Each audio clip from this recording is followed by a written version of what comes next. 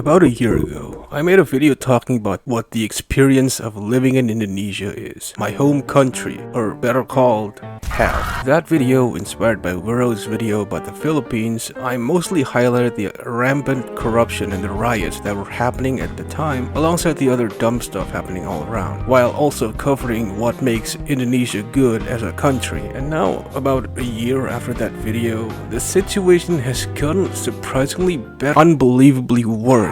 When I made that video, I thought the country was at its lowest point, at least in modern times. Apparently I haven't seen 2026 yet, because by the day, it's becoming more obvious that the people that run this country don't want this country to exist. If 2025 was over, then 2026 is where you do a Russian roulette shot every single day. Like, where do I even start? Prabowo Subianto is the 8th president in Indonesia who was elected in 2024 and is expected to run until 2029. Previously, before getting elected, he ran for president 2 times but lost to the opposition, Joko Widodo, or Obama's long-lost South Asian brother. And while running as president, Prabowo enacted 2 major programs to run in this country. One is a free lunch program for school kids, which I covered in my original video, and something called Kopdes Merah Putih, or the Village Cooperation Store. Let's start with the free lunch program, which, very self-explanatory and on paper sounds great. Kids get free food to fuel their pursuit of educational prowess, but the word free is a big fucking stretch. You don't get something for nothing in this universe, because this program has costed not only the country but the kids themselves. At the start of the month, I had a project for college where I had to go to an elementary school,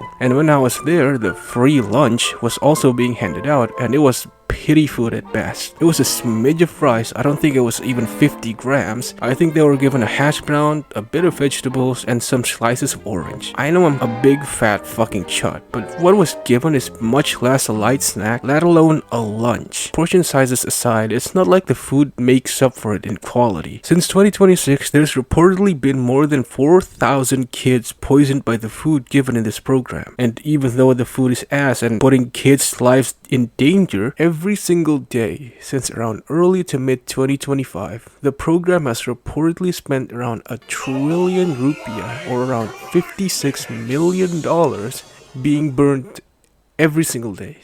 And with a $50 million hole being burned down every day, of course it affects the economy negatively, but we'll get to that later, because let's discuss the second program first. Kopdes, a sort of convenience store or a supermarket made by the government that is targeted to be built in villages, hence the name, with around 80,000 units being planned to be built. But the problem is, they're kind of just propping up anywhere they feel like and also being mismanaged, like this one being built in cemetery. And like the free lunch program, of course its existence doesn't come with major drawbacks for the people, with villages now forced to allocate more than 50% of their budget to the stores, leaving little budget to be used in infrastructure and maintenance of the actual village. Alongside a statement saying that they don't intend Kopdes to compete or coexist with already existing convenience stores, but to outright replace them. This is like if Donald Trump, the president of the United States, came out with a supermarket with the aim to replace Walmart and Target. Those programs are only the tip of the iceberg in what's wrong in this country. For the past year, the rupiah has been weakening from around 16,000 IDR per dollar to now around 18,000, and it is still dropping. And the president's response to this, and I quote, and I'm not paraphrasing anything, and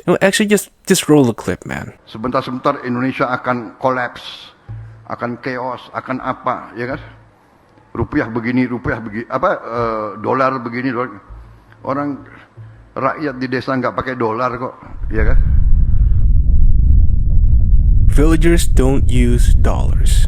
I don't think you need a business major to tell you how fucking idiotic this statement is, and how ridiculous to hear it from the president of the country. It doesn't matter if he's joking or breaking the ice. There's a time and a place to do that. And this isn't it. Even then, it's still very fucking out of touch. And this isn't the only time the president has said some dumb shit like that. Even with the weakening currency, it feels as if no one in charge is actually doing anything to subvert the drop. The rupiah is projected to drop to around 20k per dollar within the year and 25k within around the next year, which is fucking horrifying. The title of the video isn't hyperbole in the slightest. I genuinely think if this goes on, the country would go into the darkest age it has ever been, if it stays a country at all by that point. Because economically, at this point it's already worse than 1998, the year the biggest riots this country has ever had happened.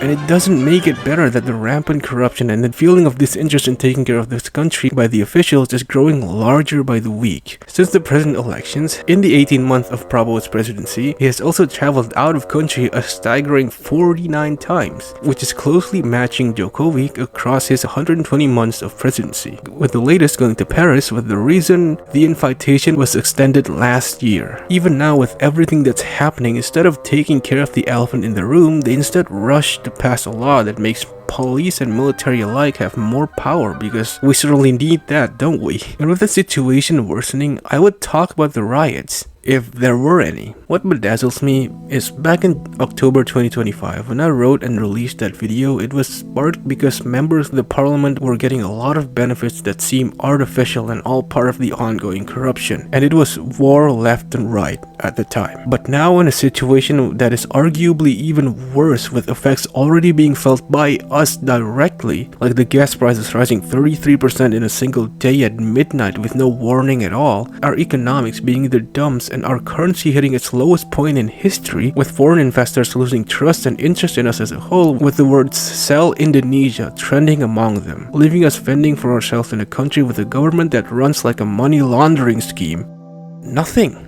At the time of recording, at least. This is Remy speaking, and I'm going to add that there were protests in the country that happened the day after I did the voiceover. The protest was held around the areas of central Jakarta by the students of the University of Indonesia, along many more students from other universities. There wasn't much coverage in the news because you know who's controlling that. They even cut out live CCTV footage around the area at the time. But even then, I'm surprised it took this long. Like, right before this, the news, the media, the internet, people opt to focus more on two gay dudes kissing in public. Because, yeah, that's what we care about now, right? Two gay dudes kissing in public. Happy Pride Month, everybody. The world knows we're obsessed with black gay people, so it doesn't matter if our country's failing, you just want to see gay dudes kissing. Even silent, the people of Indonesia is getting beat down left, right, and center. If you have a friend that lives here that says it's bad, believe them, it's bad. If Southeast Asia is a ranked corruption competition, then we are winning by a landslide. Hell, by making this video, I'm putting myself in hot water because the government hires people to shut down and threaten people who speak out on government's wrongdoings on the internet.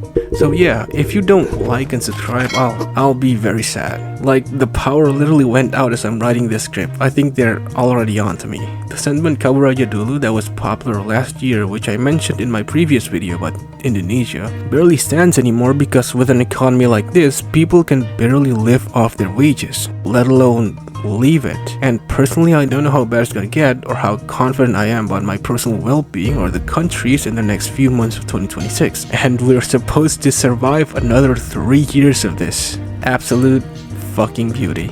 I said this in my previous video, but I don't really like making videos about super serious topics because I want my videos to be something of an escape to people, something to watch to wind down after work. But this is something that matters to me a lot, so I hope you can understand me this one time.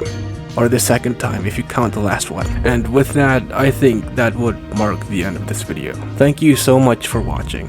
And to end this off, to all of the Indonesians that might be watching, saya harap kalian tetap baik-baik saja pada waktu yang tidak baik saat ini ya. Stay safe semua, support satu sama lain walaupun ada opini atau kepercayaan yang tidak seiras, because it's going to get a lot worse.